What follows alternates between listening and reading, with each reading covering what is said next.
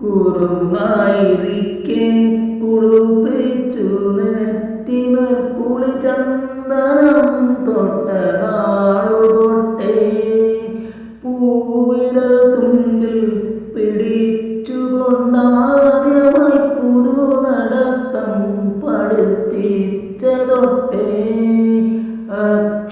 അക്ഷരപ്പൂവുകൾ അന്തരാത്മാവിൽ നക്ഷത്രമാക്കി